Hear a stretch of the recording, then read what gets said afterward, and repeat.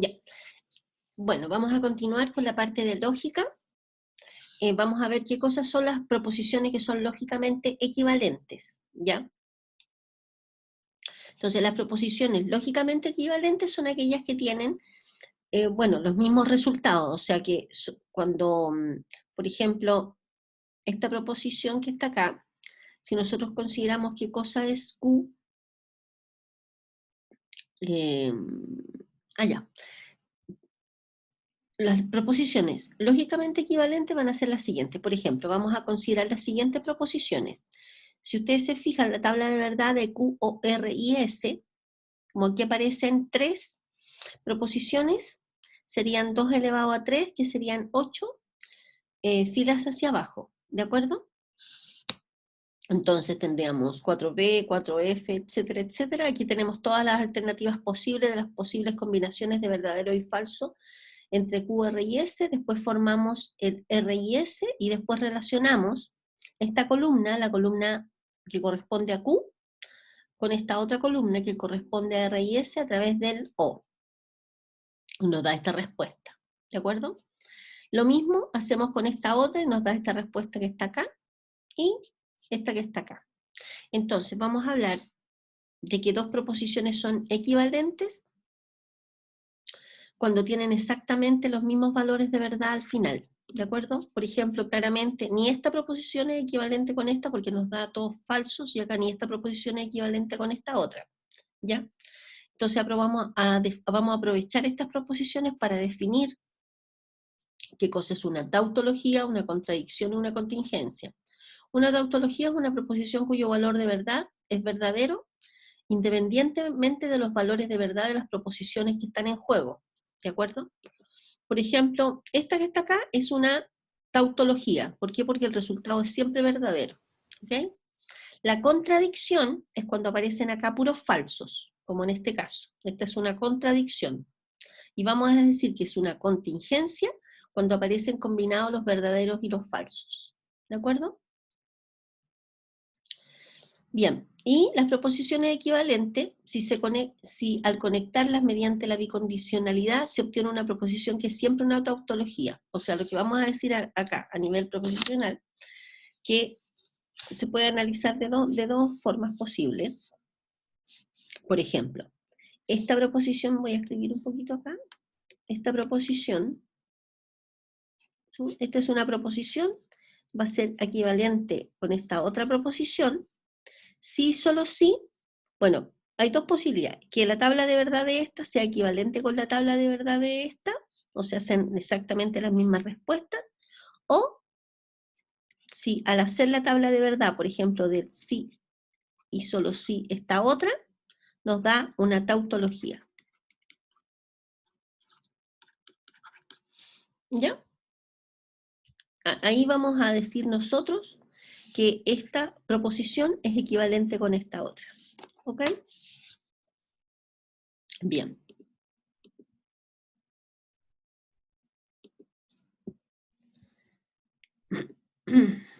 Entonces, para poder trabajar y demostrar ciertas equivalencias, vamos a usar las siguientes leyes, ¿de acuerdo? Todas estas, estimados, son todas las leyes que ustedes van a utilizar, ¿ya?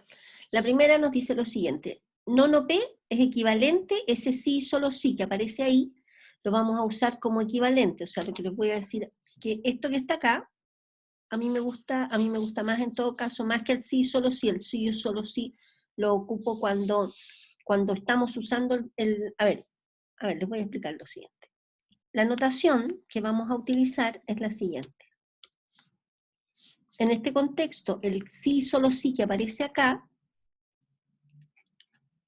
por ejemplo, P o Q, equivalente con Q o P. Yo le pido que lo ocupen de esta manera, por ejemplo, en la proposición 2A. Este que aparece, estas 3 rayitas, significa que son equivalentes. Entonces, yo prefiero que me cambien, ese sí, solo sí, considérenlo como este que está acá, en este contexto, ¿de acuerdo? Y el P, sí, solo sí, Q, lo vamos a utilizar, va a ser equivalente a P implica Q, y Q implica P. ¿De acuerdo? Entonces, esta notación es la que con la que vamos a trabajar nosotros. ¿De acuerdo? Entonces, aquí es, este que está acá, lo que les quiero decir, que en esta tabla, este sí, solo sí que aparece acá, en esta tabla, lo vamos a trabajar y pensar como un equivalente. ¿De acuerdo? ¿Ya? Bien, entonces, cuando yo diga equivalente, nos vamos a referir a estas tres rayitas. ¿Ok? Entonces, nono P es equivalente con P. La segunda nos dice que P o Q es equivalente con Q o P. O sea, aquí no importa el orden, en el O. Tampoco en el I. P y Q es equivalente con Q y P. P, sí, solo sí, Q es equivalente con Q, sí, solo sí, P. Este símbolo que está acá, pensé que estaba escribiendo. Este que está acá, P, sí, solo sí, Q es equivalente con Q, sí, solo sí, P. ¿Ya? ¿Ok? Ya. Como les dije recién, en la notación que aparece en este apunte, vamos a considerar lo siguiente. Vamos a considerar este sí, solo sí, que aparece en este libro, como tres rayitas, ¿de acuerdo? O sea, lo que nos dice la primera es nono P, equivalente con P. Entonces vamos a hablar de equivalente. Cuando yo diga equivalente me estoy refiriendo a esas tres rayitas, ¿de acuerdo? Y por ejemplo, y en la notación que aparece acá, ese que aparece con doble, corresponde al sí, solo sí, ¿de acuerdo? Sí y solo sí. ¿Estamos de acuerdo? ¿Ya? Entonces, vamos a tener, como les dije recién, en la primera, nono P es equivalente con P. P o Q es equivalente con Q o P. P y Q es equivalente con Q y P. P, sí, solo sí, Q es equivalente con Q, sí, solo sí, P. Después, las leyes asociativas nos dicen que cuando tengamos, fíjense acá adentro, el mismo signo, si aparece o, uno puede asociar de la manera más conveniente. Entonces vamos a tener POQ o R es equivalente con PO paréntesis Q o R. Y si tenemos los dos con el mismo símbolo, con el I, vamos a tener que trabajar primero el P y Q, y después el I y R es equivalente con dejar fuera el P y trabajar primero el Q y R y después asociarlo con el P. Si tenemos acá las leyes distributivas, si tenemos, por ejemplo, afuera un O y después un I, simplemente, ¿qué hacemos? Distribuimos, nos quedaría P o R, P o Q y P o R. Y el de acá se repite al centro, ¿de acuerdo?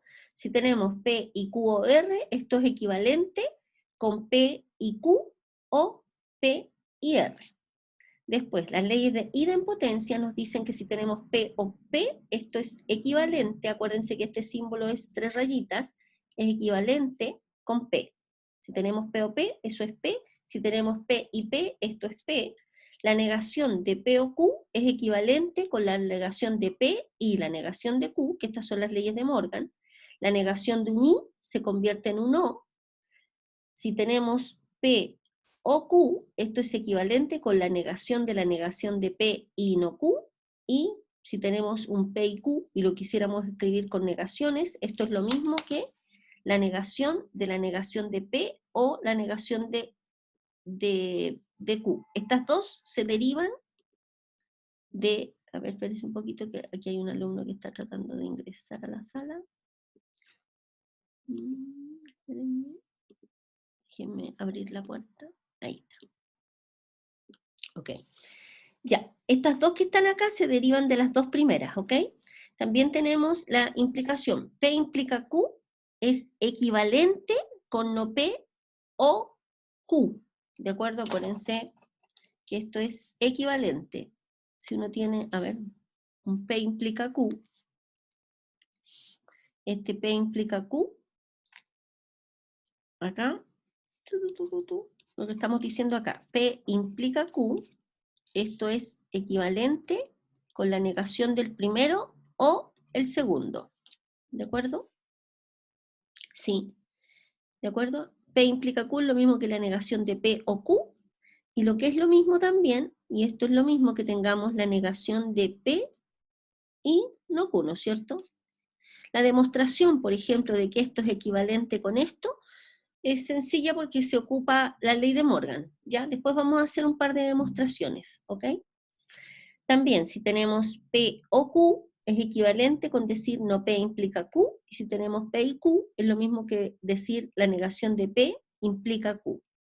Después, si tenemos P implica Q, estas que están acá, nosotros las vamos a probar, estas que están acá. Estas son de tarea, ¿ya? Las vamos a demostrar, las vamos a demostrar. Demostraremos. Ya las vamos a demostrar. Después viene, las voy a leer todas y después nos vamos a ir a la 9 para demostrarlas, ¿ok? Déjeme borrar. Ya, sigamos. Entonces, por ejemplo, en la 10 también esta es equivalente, esta también la podemos demostrar, reducción al absurdo, la que aparece acá, la adición, y esta que está acá, la simplificación. A ver, vamos a probar, por ejemplo, la propiedad, la número 9, ¿ya? A ver, en la número 9, la vamos a sacar a la pizarra, ¿ya? Para hacer la demostración de la propiedad número 9.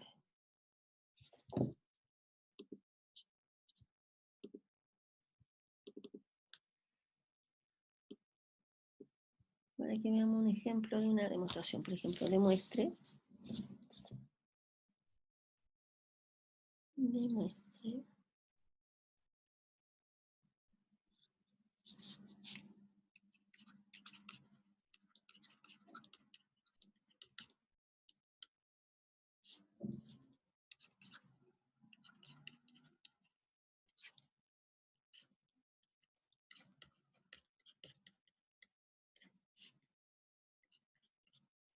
Demuestre que esto es equivalente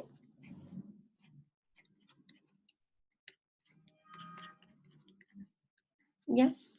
Cuando se les pide demuestre, estimados, las demostraciones no las tienen que hacer usando tabla de verdad, tienen que usar las leyes lógicas que aparecían antes de esta ley, de esta que estamos probando, ya las propiedades anteriores.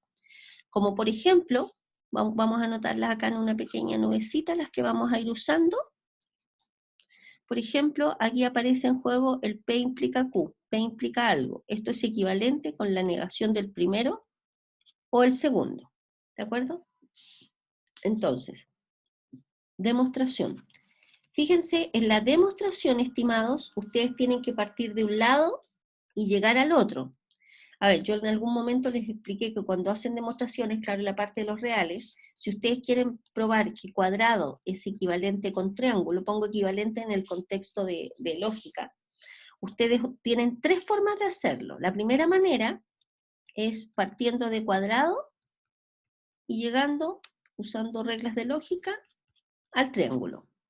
La segunda forma es partiendo de triángulo y llegando a través de pasos a cuadrado.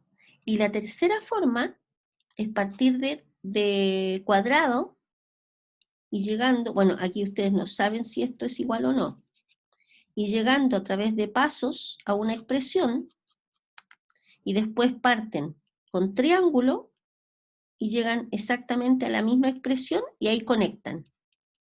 ¿De acuerdo? ¿Ya? Son las tres formas en las que podrían hacer una demostración de una igualdad o de una equivalencia. Parten de un lado y llegan al otro, parten del otro y llegan al primero, o parten de uno de ellos, llegan a una expresión, y después dicen por otro lado, toman esto otro, y llegan a la misma expresión. Y de ahí se conectan y se devuelven. ¿De acuerdo? ¿Ya? Bien. En el caso particular de este ejercicio, nosotros vamos a partir trabajando de acá y vamos a intentar llegar al otro lado. Si no podemos hacer eso de manera directa, vamos a trabajar con el otro lado y vamos a tratar de llegar a lo mismo en donde quedamos cuando comenzamos por el lado izquierdo. ¿De acuerdo? Entonces, demostración. Ustedes no tienen que escribir partir de lo que quieren probar, sino que de uno de los dos lados. En este caso vamos a hacer ese procedimiento. Esto que está acá es equivalente por esta propiedad que anotamos acá en la nubecita, la propiedad vamos a ponerle 1, que la negación del primero o el segundo, y la negación del primero o el segundo, ¿de acuerdo? Entonces, esto que está acá, si ustedes observan, aquí aparece un O, aquí aparece un I, y aquí aparece un O, ¿cierto?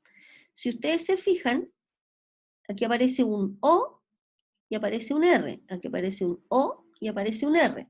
Por lo tanto, podríamos como factorizar por el R y el O, ¿no es cierto? Nos va a quedar no P y no Q. ¿Estamos de acuerdo?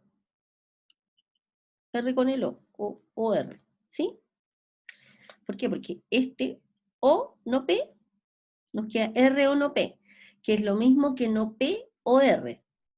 Y si hacemos este con este, nos va a quedar R o no Q, que es lo mismo que no Q o R. ¿De acuerdo? Entonces, teniendo esto presente, nosotros podemos hacer lo siguiente. Fíjense que esto es lo mismo que esto que está acá, por ley de Morgan, es lo mismo que la negación de P o Q, ¿no es cierto? Acuérdense que la negación de un O se convierte en un I, se niega el primero y la negación del segundo. Por lo tanto, escribir esto es lo mismo que escribir lo que está acá abajo. Y esto que está acá, estamos de acuerdo que cuando es un O podemos escribir este primero, este después, da lo mismo el orden, entonces vamos a tener la negación de P o Q o el R, ¿sí? Y fíjense acá, la negación de algo o otra cosa, la negación de algo o otra cosa, la negación de algo o otra cosa, esto va a ser lo mismo, fíjense acá, estamos en este caso, en este lado, ¿no es cierto? Tenemos esto, la negación de algo o otra cosa, eso va a ser lo mismo que lo primero, implicando lo segundo. ¿Se fijan? Esta es semejante a esta, ¿y a qué hemos llegado? Partimos del lado de acá y llegamos a través de pasos exactamente al otro lado que era lo que nosotros queríamos. Por lo tanto, aquí terminó la demostración. Hemos probado que esta expresión es equivalente con esta otra. ¿De acuerdo? ¿Alguna pregunta, estimados?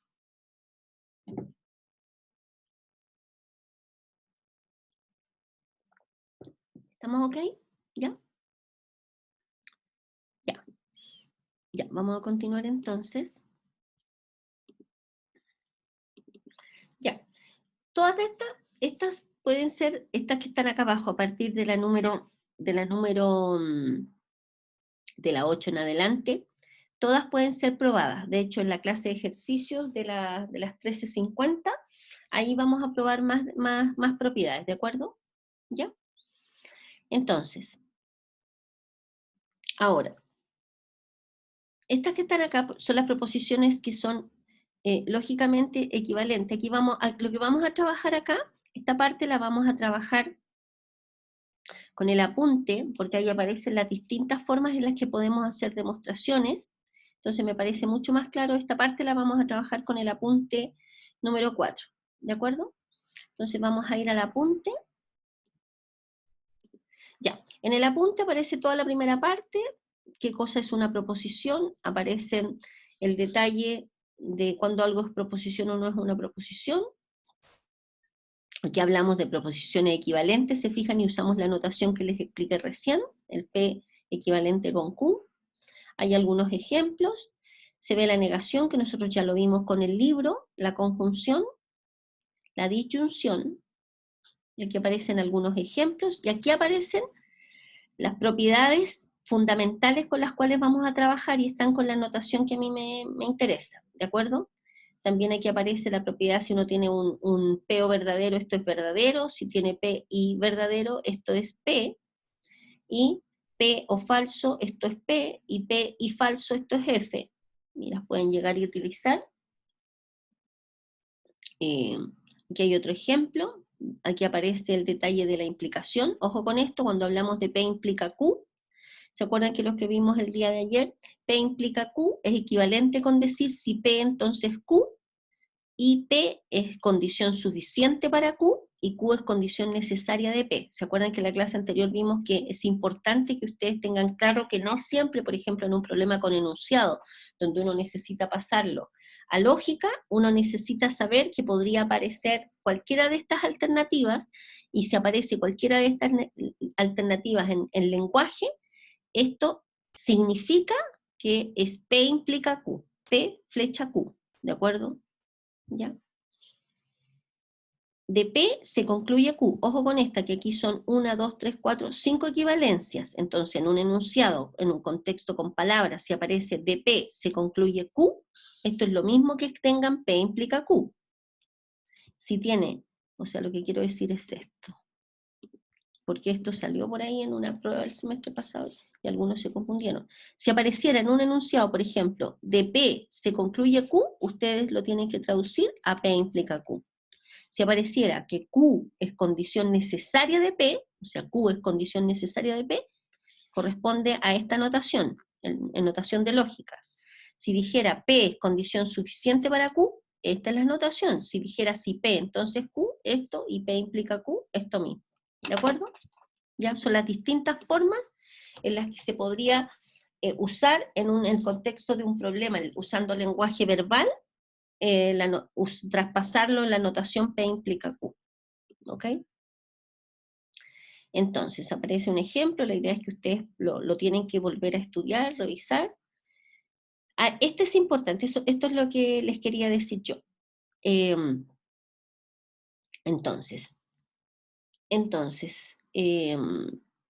esto que está acá, esta observación, tienen estos nombres y que en algunos casos se utilizan como herramientas para hacer demostraciones.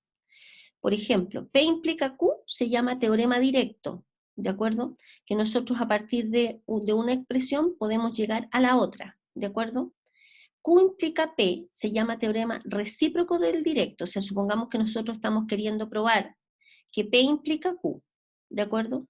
Si nosotros queremos probar que Q implica P, estamos haciendo una demostración usando teorema directo. Si probamos Q implica P, se llama teorema recíproco del directo. No P implica no Q, se llama teorema inverso del directo, haciendo referencia a este teorema que está acá. Y no Q implica no P, se llama teorema contrarrecíproco del directo o contrapositiva. ¿Ya? Por ejemplo, esto que está acá es importante y se utiliza bastante cuando uno quiere hacer una demostración. O sea, a ver, esta que está acá merece una atención especial. La proposición 2.9, que nos dice lo siguiente. Si usted quisiera probar P implica Q que algo implica otra cosa, en vez de probar de manera directa esto, usted podría probar la negación de este implica la negación de P. Si ustedes se fijan, a ver, alguien me está escribiendo una pregunta, parece. A ver. Pero eso lo va a mandar. Alondra, ¿qué cosa voy a mandar? ¿El apunte? A ver, Alondra, el apunte, este apunte con el que estoy trabajando acá, está en la página de IPMAT. Es el mismo apunte del semestre pasado, este apunte. Y el otro, que es el libro, es el Tomás. Y el Tomás, el Tomás se lo puedo enviar al final de la clase. Se lo voy a enviar, a ver, se lo voy a enviar al tiro en realidad, porque así salgo del trámite. Ya, espérenme. Déjenme enviarle al tiro al Tomás, ya, para salir, porque después se me olvida. El Tomás, el libro, se los voy a mandar por acá. Perdón, el SIL. Estoy hablando del Tomás, hay que ver un libro de cálculo, el Tomás. Y ahí les mandé el libro, ¿ok? Y como les digo, el apunte con el que estamos trabajando ahora, ese apunte está en la página. Está en la página de IPMAT porque es el mismo apunte del semestre pasado, ¿ok? Ya, retomamos entonces. Entonces, como les dije recién, la proposición 2.9 es importante porque en el fondo es lo que nos permite a nosotros, es una forma de demostrar algo, ¿ya? Y es una forma que se utiliza bastante cuando a veces uno se le complica hacer la demostración de manera directa. Por ejemplo, cuando uno quiere probar P implica Q, a veces es más fácil probar no Q implica no P. Esto se llama por contradicción, ¿de acuerdo? Uno parte diciendo no Q y llega a no P. Y habiendo hecho esto, uno ha probado lo que quiere realmente probar, que es P implica Q. Por eso P implica Q es equivalente con no Q implica no P. ¿De acuerdo? Ahí aparece la demostración, ¿ok? Entonces yo les pido que después ustedes trabajen con esto que está acá. Un simple ejemplo. Ah, miren qué bonito. Miren qué bonito. Aquí hay un ejemplo que también creo que apareció en una prueba por ahí. Primer caso, por ejemplo, si nosotros consideramos, estas son proposiciones que tienen un elemento, por ejemplo, P de X, P de X, o sea, en estricto rigor, la escritura de esto debiera ser P de X, dos puntos, X es un número impar. ¿Ya? ¿Por qué tiene que ser con P de X, no P solito ahí? ¿Por qué? Porque el P, la proposición P está tomando un elemento, y su valor de verdad depende del elemento que uno considere, ¿de acuerdo? P de X, X es un número impar. Y Q de X es X al cuadrado, es un número impar. ¿De acuerdo? Y la proposición Q también depende de un elemento, porque va a depender del elemento X que nosotros consideremos para que ésta sea verdadera o sea falsa. ¿De acuerdo? Fíjense ustedes, por ejemplo, solamente vamos a comenzar y después vamos a hacer la demostración. A ver, pensemos en lo siguiente. Si X fuese 5, si X fuese 5, P de 5, ¿es verdadero o es falso? 5 es un número impar, verdadero. Q de 5 es un número par, perdón, 5 al cuadrado, que sería la traducción de lo que qué cosa es Q de 5. Ponemos un 5 ahí. 5 al cuadrado es 25. ¿Es un número impar? Sí, ¿no es cierto? Sí. Verdadero. ¿Ya? ¿Qué pasa, por ejemplo, si X vale 2? ¿Qué es P de 2? P de 2 ¿es verdadero o es falso? 2 es un número impar, falso. Q de 2. 2 al cuadrado, ¿es un número impar? Sería 4. 4 es un número impar, falso. ¿De acuerdo? Esto que estoy escribiendo acá es solamente mostrándoles que va a depender del X que uno considere en las distintas proposiciones para ver si es verdadero o falso. Por eso la notación es un Q de X o un P de X. ¿De acuerdo? Ya. Entonces ahora, fíjense, vamos a demostrar P implica Q. ¿Ya? Considerando esto que está acá. P implica Q. Entonces, ¿qué significa esto? Dice que si X es un número impar, entonces X al cuadrado es un número impar. ¿De acuerdo? ¿Estamos claros que eso con lenguaje de palabras? Si X es un número impar, entonces X al cuadrado es un número impar. ¿De acuerdo? Entonces, por ejemplo, si lo hacemos de manera directa, entonces tomamos un número, sea X un número impar. Si X es un número impar, se puede escribir de la forma 2n más 1, ¿no es cierto? ¿Sí?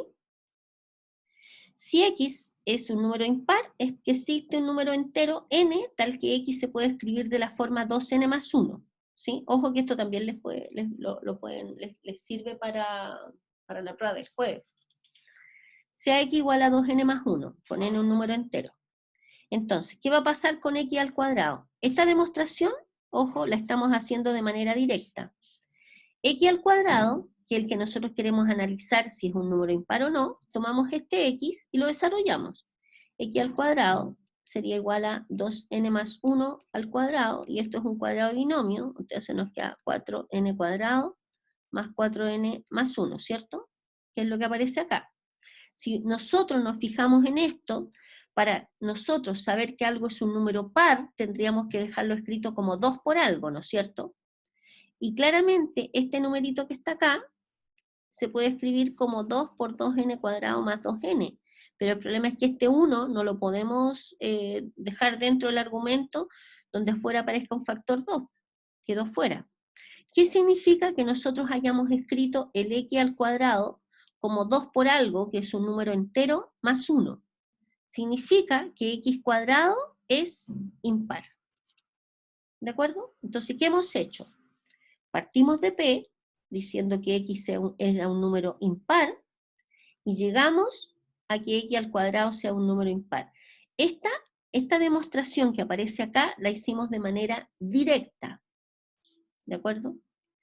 Entonces, ahora la vamos a hacer de manera indirecta, o sea, usando la proposición 2.9, que nos dice que P implica Q, es equivalente con no Q implica no P. Nosotros hicimos la demostración usando esto de manera directa. Lo ideal es hacerlo de esta manera, pero a veces no se puede hacer, ¿de acuerdo? Esto lo que acabamos de hacer en el caso 1, haciéndola de manera directa, y en el caso 2 la vamos a hacer de manera indirecta, ¿de acuerdo? Entonces, observen lo siguiente. Vamos a usar esta forma en el caso 2. Voy a hacerla aquí al ladito. Entonces, ¿qué queremos probar nosotros? Queremos probar que no Q implica no P. ¿De acuerdo? Entonces, en este caso, ¿qué cosa es no Q? Fíjense, no Q significa ¿qué cosa? Significa que x al cuadrado no es un número impar, ¿cierto? ¿Estamos de acuerdo? Porque es la negación de Q. X al cuadrado no es impar, o sea que no Q en el fondo, él dice, me fui de puntitos, puse muchos puntitos. No Q significa que X al cuadrado es un número par, porque si no es impar, es par. ¿De acuerdo? Eso es no Q. ¿Estamos? ¿Qué cosa es? Este es no Q. ¿Qué cosa es no P? No P, lo vamos a hacer directo al tiro, es X no es un número impar. X no es un número impar. O sea, que estamos diciendo que X es un número par. Y aquí tenemos el no Q. Entonces, lo que nosotros vamos a hacer es partir de acá y vamos a llegar a esto otro. ¿De acuerdo? Entonces, vamos a escribirlo acá abajo. La demostración sería de la siguiente manera. Está escrito en la próxima página, pero lo vamos a hacer aquí mismo. ¿Qué significa esto? Que, primero, x al cuadrado es un número par. ¿Qué significa que x cuadrado sea un número par? Significa que x al cuadrado, significa que existe un z en los números enteros, tal que x al cuadrado es lo mismo que z,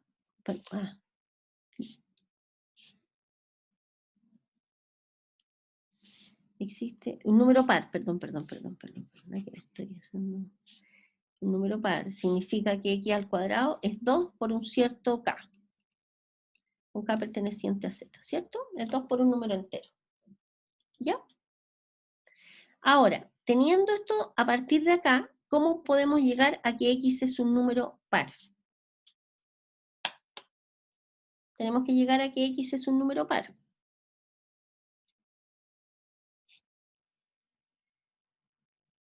Ya. 2 minutos para que reflexionen y me digan cómo podemos llegar a partir de que x cuadrado es un número par, cumple esta condición que está acá, ¿cómo podemos llegar a que x también es un número par? ¿Se entiende, cierto? ¿Sí? Ya. Entonces vamos a avanzar. Entonces, como les dije, lo vamos a hacer en la clase de ejercicios, ¿ok? Ya. Ahora, esta que está acá es equivalente con la otra. Aquí hay algunos ejemplos de algunas equivalencias, ¿ya? que me gustaría que ustedes después con calma las estudiaran, las volvieran a revisar. Y ahora se define la bicondicionalidad, como nosotros ya lo habíamos visto. El P sí, solo sí Q es equivalente a P implica Q y Q implica P, ¿de acuerdo? Se llama bicondicionalidad, el sí, solo sí. Y significa que P es condición suficiente para Q y es también condición necesaria para Q, ¿de acuerdo? ¿De acuerdo? Y a su vez, Q es también condición necesaria y suficiente para P. Ojo con esto, que es de la misma forma que les dije anteriormente, en el contexto de un problema con enunciado, si aparece alguna de estas dos, ustedes la traducción al lenguaje lógico es B, P, sí, solo sí, Q. ¿De acuerdo? Por lo tanto, esto que aparece acá no es algo que ustedes tengan que ignorar, todo lo contrario, tienen que prestar harta atención a esto, porque de repente en el enunciado de un contexto de un problema que uno tiene que traducir al lenguaje matemático, a veces no es tan natural la traducción, ¿de acuerdo? Y se requieren estas herramientas que aparecen acá, ¿ok?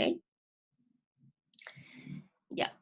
Se recomienda desarrollar ejercicios de equivalencias más usadas. Aquí aparece, por ejemplo, la contradicción. Si P y Q son proposiciones, son equivalentes. Esta es equivalente con esta, ¿de acuerdo? Fíjense que P implica Q, sabemos que es no P o Q.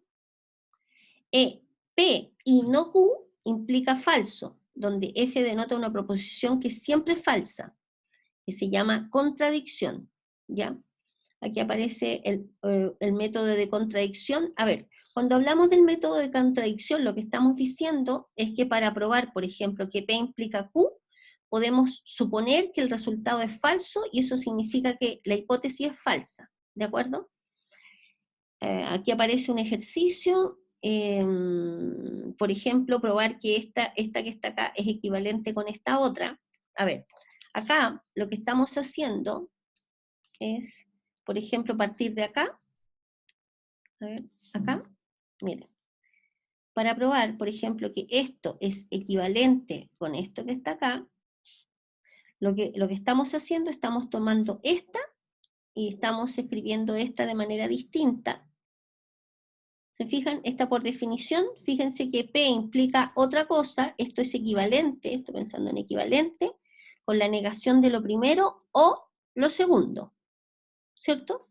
Se niega lo primero o lo segundo, y esto que está acá es equivalente a la negación de lo primero o, fíjense que aquí como aparece un o y aparece un o, uno puede asociar de manera conveniente, ¿cierto? Entonces, por ejemplo, podemos sacarle los paréntesis, ¿por qué? Porque son el mismo símbolo, solo por eso, y esto que está acá va a ser equivalente con lo que está acá, ¿no es cierto? Le sacamos los paréntesis porque, insisto, son el mismo símbolo, los dos son con O. Entonces nos va a quedar no P, o Q, o R. Y esto que está acá es equivalente, fíjense que acá, simplemente en vez del Q, pusimos la negación de la negación de Q, ¿de acuerdo? Y cómo se le ocurre a uno, mirando a lo que tiene que llegar, ¿no es cierto? Entonces, esto es lo mismo, esto es equivalente con esto es equivalente con esto, y esto es no P o Q, que lo cambiamos como no Q o R, y esto que está acá es equivalente con no, si fíjense que si aparece acá, esto es lo mismo que tengamos la negación de P y no Q, ¿no es cierto? ¿Se fijan? Por la ley de Morgan, la negación de P o no Q, que sería esto que está acá, que es lo que escribimos en este pedacito. Y la negación de esto, OR, por definición, va a ser lo primero, implicando lo segundo. ¿Se fijan? La negación de esto, OR, en el fondo, si tenemos la negación de A o P, esto es lo mismo que tengamos A implica B. ¿Cierto?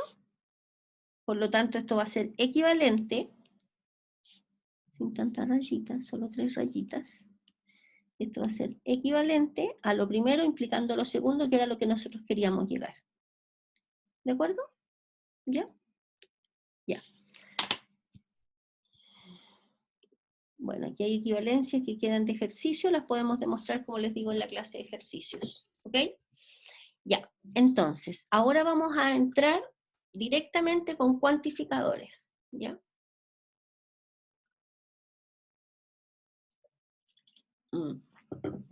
Mañana vamos a dedicar, aparte de la clase de ejercicio, perdón, de hoy día, mañana vamos a dedicar la clase a puro ejercitar, ¿de acuerdo? Ya. Ya. Cuantificadores. ¿Qué cosas son los cuantificadores? Los cuantificadores fundamentalmente son cuando uno habla de un para todo o un existe, ¿ya? Son los dos cuantificadores con los cuales vamos a trabajar. Por ejemplo, todos los enteros negativos x cumplen p de x. Aquí aparece un todos, eso se diría, eso, ¿cómo se pasaría a notación de cuantificador? Todos los enteros negativos x cumplen p de x. Fíjense que acá tenemos una proposición que dice p de x igual a x al cuadrado más 5, perdón, x más 5 es mayor que 2x. Respecto de esta proposición, de nuevo, cuando tiene un elemento acá, significa que esta proposición va a ser verdadera dependiendo de cuál es el x que nosotros tomemos, ¿cierto? Por ejemplo, p de 1 sería 1 más 5 es mayor que 2. 7 es mayor que 2, sí, por lo tanto p de 1 es verdadera. ¿Qué pasa, por ejemplo, con el menos 7? ¿Qué es p de menos 7? Sería menos 7 más 5 mayor que 2 por 7, que es menos 14. Menos 2 es mayor que menos 14, sí, esto es verdadero, ¿ya? Y así podríamos estar jugando con un montón de números. Pero ojo con esto, si nosotros tomamos estos casos particulares, les estoy mostrando solamente el comportamiento de los valores, los posibles valores de verdad para algunos valores de X. Si nos dieron dos verdaderos, estimados, ojo con esto, no significa que para todos los valores de X esta proposición sea verdadera, ¿de acuerdo? ¿Está claro eso? Estamos exhibiendo, estoy mostrándoles solamente que dependiendo de X, esto toma un cierto valor de verdad. Que nos hayan dado dos valores de verdad verdadero, que nos den 3, que nos den 4, que nos den 5, no significa que esta proposición, que esta P de X sea siempre verdadera para todo X. Ojo con eso. Tendría que cumplirse para todo X, tendríamos que demostrarla para todo X, ¿de acuerdo? Y eso significa hacer una demostración de tipo general, ¿de acuerdo? En este caso particular, van a ser, por ejemplo, si yo tomara, estoy mostrando, perdón, por ejemplo el 10. ¿Qué sería P de 10? 10 más 5, 15, es mayor que 2 por 10, que es 20. La respuesta es no, ¿no es cierto? Por lo tanto, aquí es falsa, ¿se fijan? Y así. Esta proposición va a ser verdadera dependiendo del valor de X que uno tome.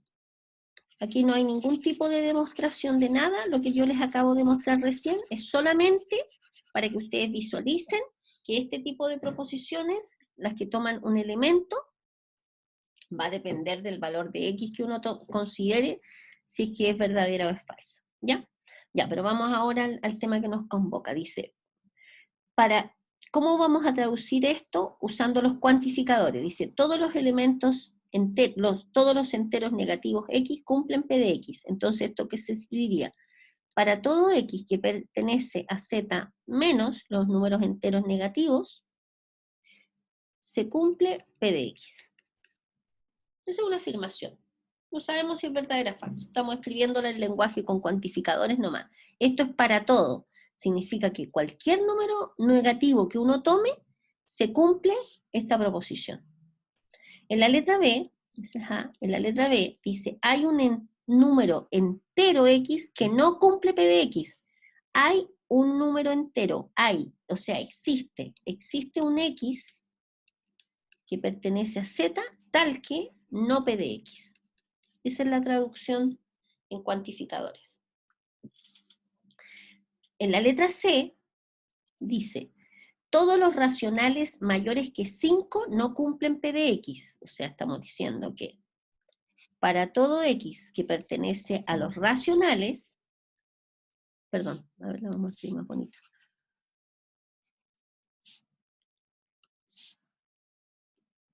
Para todo X que pertenece a Q con X mayor que 5, se tiene que no se cumple P de X, no P, o no P de X.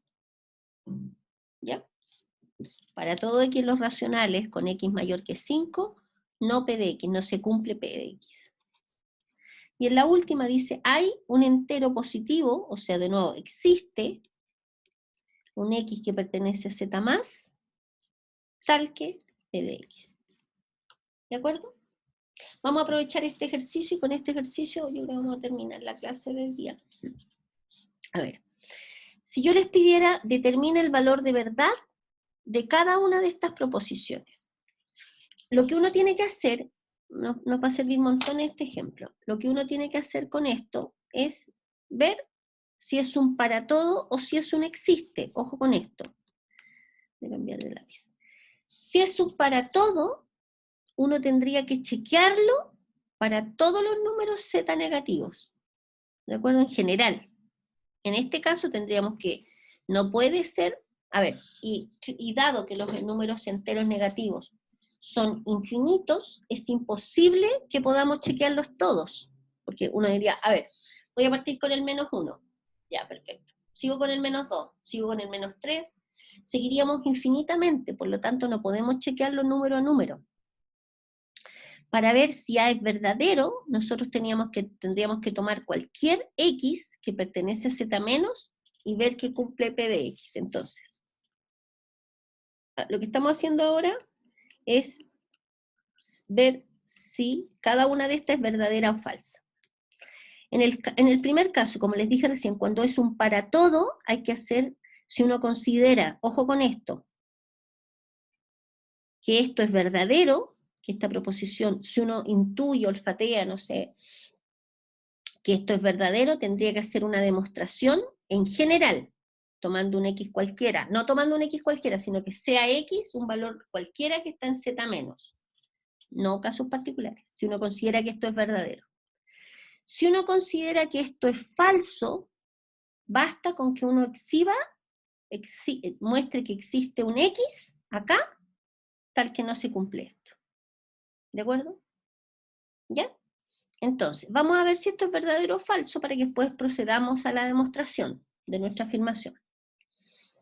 A ver, fíjense, en el P de X que está acá, si nosotros lo trabajamos un poquito, nos damos cuenta que nos queda 5 mayor pasando el X para acá, el X menor que 5. Entonces nosotros nos damos cuenta que P de X es X menor que 5, ¿no es cierto? Eso es el P de X en el fondo, que podría estar escrito de esta manera o podría estar escrito de esta manera. P de X, X menor que 5, ¿cierto? Esto es equivalente con esto. Entonces la pregunta es, para todo X que pertenece a Z menos, ¿se cumple que ese X es menor que 5? Esto es puro análisis, solamente para que nosotros nos podamos dar cuenta si esto es verdadero o es falso. Entonces, pregunta para ustedes. Para todo X que está en los números negativos, ¿X es menor que 5?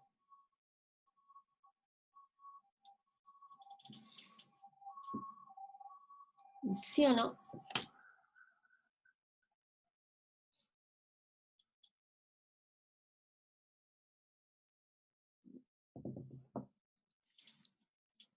¿Sí, no es cierto? Cualquier número negativo también cumple que es menor que 5. ¿Sí? Entonces, para hacer esta, voy a borrar las otras yo creo que las vamos a tener que trabajar mañana, para tener más espacio para trabajar acá. Entonces, así como intuitivamente uno dice, sí, esto es verdadero. Verdadero. Pues, y aquí viene la justificación, aquí viene la demostración de que esto es verdadero. Pues, si X pertenece a Z menos, ¿qué significa esto? Significa que X es menor que 0, ¿no es cierto? ¿Sí? ¿Cierto? ¿Estamos de acuerdo con esto? X es menor que 0. Y además, ¿qué tenemos nosotros? Que si es menor que 0, X es menor que 5, ¿no es cierto? Sí, pues, en particular, si un número es menor que 0, es negativo, es menor que 1, es menor que 2, es menor que 2,8, es menor que un tercio, es menor que todos los números positivos. En particular es menor que 5, ¿cierto? Y fíjense que acá tenemos lo que habíamos rayado antes. Entonces, en particular, fíjense, vamos a formar esta expresión. ¿Lo ven o no? X menor que 5. ¿Qué pasa? A ver, estamos acá, X menor que 5. Se cumple esto. Esto que está acá es equivalente con que nosotros tengamos que X más 5 es menor que 2X, ¿o no? ¿Tendríamos que justificar algo de aquí a acá? Sí, porque no podemos llegar a escribir esto. Entonces, en el fondo lo que uno hace, suma X a ambos lados. Y nos queda X más X, nos queda 2X, es menor que X más 5. Y esto que está acá es lo mismo que tengamos X más 5 mayor que 2X. O sea, en el fondo, ¿a qué es lo que llegamos? Que se cumple P de esto que está acá es P de X. ¿Se fijan? Entonces, ¿qué hicimos? Tomamos un número que vivía acá, cualquiera, no uno particular, sino que un X cualquiera, que está en Z menos. Dijimos, bueno, si está en Z menos, un número menor que 0. Si es menor que 0, también cumple que X es menor que 5, obvio. ¿Cierto? Podríamos en realidad poner acá un implica. Si X es menor que 0, implica que X es menor que 5. Y de acá sumamos X y formamos el P de X. Este que está acá es el P de X. Por lo tanto, si X pertenece a Z menos, cumple P de X. Y por eso, y con eso hemos probado que esta afirmación es verdadera. ¿De acuerdo? Vuelvo a insistir, cuando estamos en un para todo y tenemos dos alternativas, si estamos trabajando en un para todo para probar que esto es verdadero, hay que hacer una demostración en general. Si queremos probar que esto es falso, basta exhibir un X que esté acá, que no cumpla P de X, donde se cumpla no P de X, que no cumpla esta condición, para probar que algo es falso. ¿De acuerdo?